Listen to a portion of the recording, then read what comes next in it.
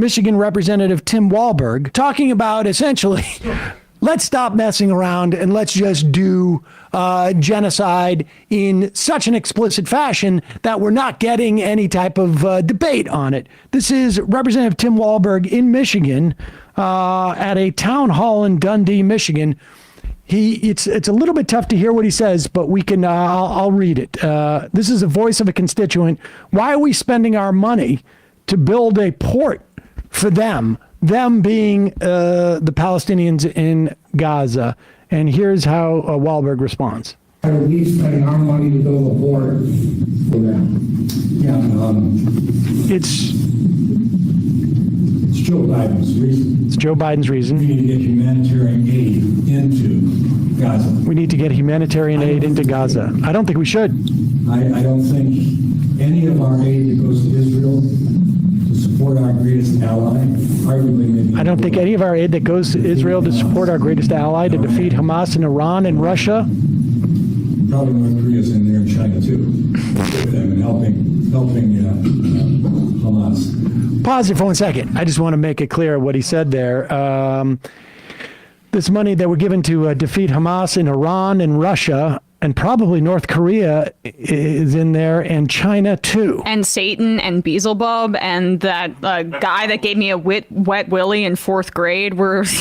They're all tied together. Everybody's there. Everybody is there. This is that Tucker Carlson libertarian anti-war stuff, which is why is our money going toward this? Like, no, why are we doing a farce? Well, notice how the constituent doesn't ask, why do we give over $3 billion in military aid to Israel a year? Why are we wasting our money on supporting this colonial settler ethno-state? No, it's why are we giving like some millions to not really do much, but to give a tiny drop in the bucket of aid so people don't starve to death. You could just see it's just racism. I mean, if you really wanted to be frugal about this, you could say, let's save the money on the weapons to convince the Israelis to allow trucks to go through. Right. And to convince them to stop killing all the people who are organizing the trucks once they get there.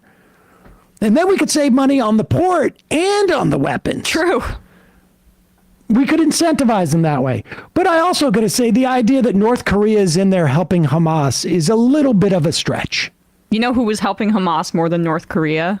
Benjamin Netanyahu, by explicitly allowing for money to be funneled to Hamas for years and years, because deeming Palestinians as terrorists was very helpful for him politically. Well, to be fair, he would also wear a North Korean military uniform when he would authorize those things. So, all right, continue. Oh. Arguably maybe in the world, to defeat Hamas and Iran and Russia. Probably North Korea's in there and China too, with them and helping Hamas. We shouldn't be spending a dime on humanitarian aid. It should be like Nagasaki and Hiroshima. Get it over quick. Okay, now, to be fair, he said at the end there, let's just go down there so I can read the exact quote. He said, we shouldn't be spending a dime on humanitarian aid. It should be like Nagasaki and Hiroshima. Get it over quick. Now, to be fair to him, once he found out that this was recorded, he did say that was a metaphor. Now, here's the thing about a metaphor. When you're deploying a metaphor, you usually don't want every other element of what you're comparing it to be exactly the same. So in other words, when he said dropping a nuclear weapon or a bomb on Gaza, it should be like we should drop a nuclear weapon on Gaza. Was not a metaphor for anything other than we should drop a nuclear weapon on Gaza. Now, he could be saying like, no. Different bomb. I meant conventional weapons that would kill as many people and then get it over with. But here's the fun fact. They could kill hundreds of thousands in Gaza, and it's still not clear that they would achieve their military aim any more so than what they seem to be saying it is now.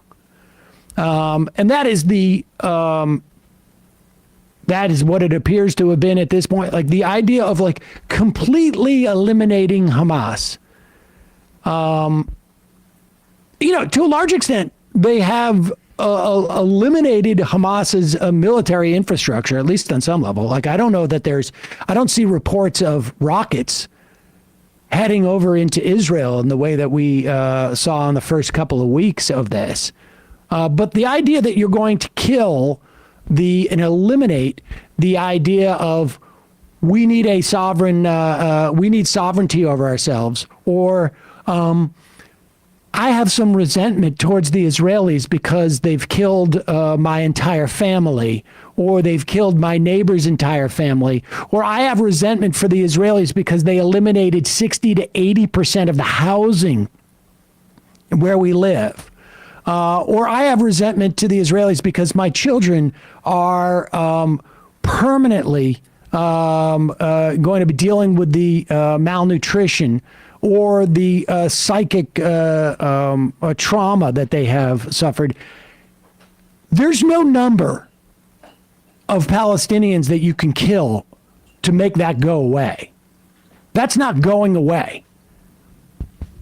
You don't get to, now, Israel does have the ability, or certainly has exercised the ability in the past, to fashion the nature of the liberation movement that it wants to deal with.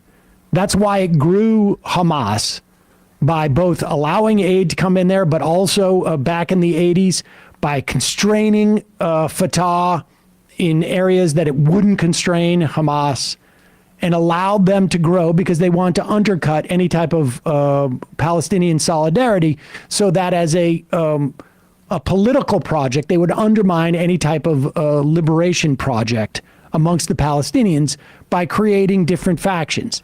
So I don't know what Israel's going to do now in terms of, like, are they going to go back and be supportive of a secular movement as opposed to one that is born out of the Muslim Brotherhood? The fact is, they're not going to be able to kill what they want to kill, which is the desire for people to have some control over the destiny of their lives. Well, they're just trying to kill as many Palestinians as they can in this time period. Like, the death tolls, I was just thinking about this morning.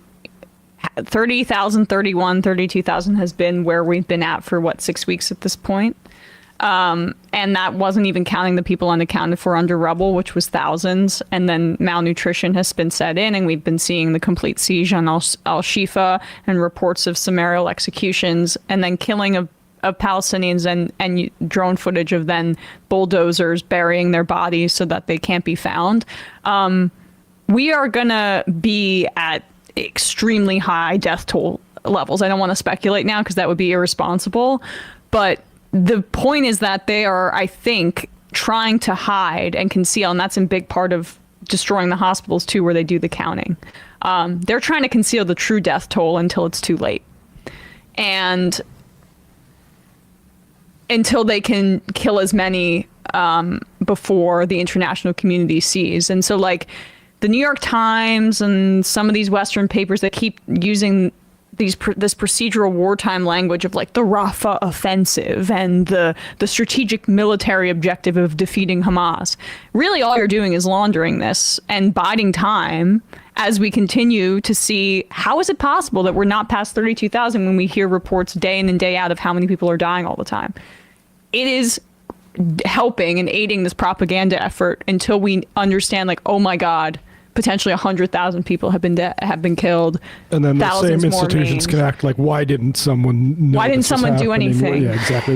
Everyone was saying this from the beginning, and you were doing witch hunts against Ivy League professors, not, clamping down on students enough. Yeah, exactly. I mean, people don't realize, and it's not stressed enough, given their prominence in politics. AIPAC was literally formed in the 50s because there was a massacre, Kibbutz, and Zionists realized, oh, this is going to be a PR problem. We need to start lobbying.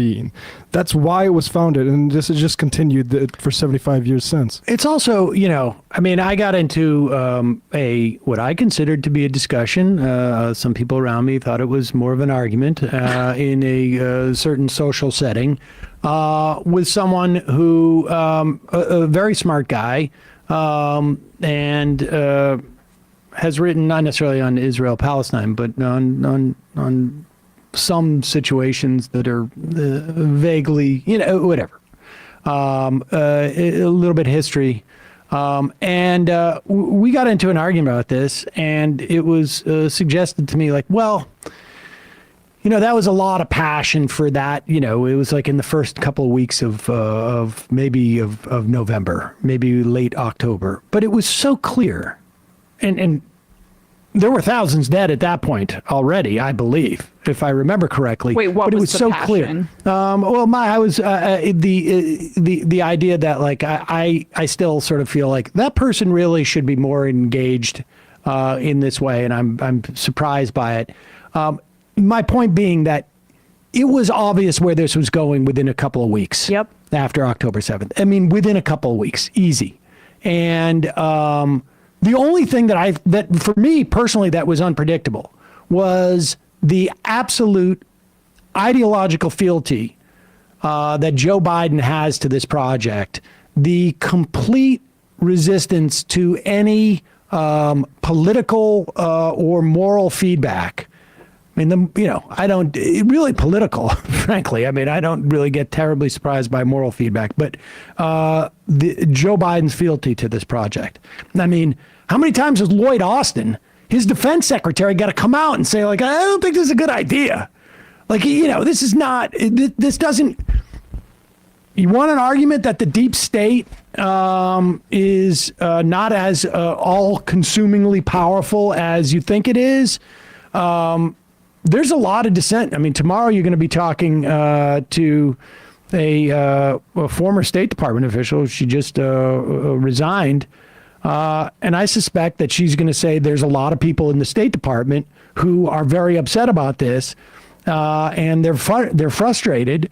I would imagine this is also the case with the Pentagon, although, people who are selling arms aren't probably that upset about it. But the military personnel who are responsible for bringing our people, U.S. military personnel, to go in and build this port and to put themselves out there, I think there's genuine concern that this could drag the U.S. into a conflict. I'm old enough, literally, I'm not saying that as a meme, to remember when 200, and I think it was 50 Marines got blown up in a barracks in Beirut. And because it was Reagan, he had the ability to leave and withstand it because he had, this narrative of like, maybe I think that's when he invaded the Falklands. Or what was it? No, not the Falklands. It was, it was like a tiny little place that was like an island. Shoot, what was the name of it? Grenada, exactly. In fact, if I remember correctly, Grenada happened within months of Lebanon. And, Biden still getting over the best thing that he did, which was pull us out of Afghanistan. So I think there is a significant amount of concern about our policy and where this leads amongst the deep state.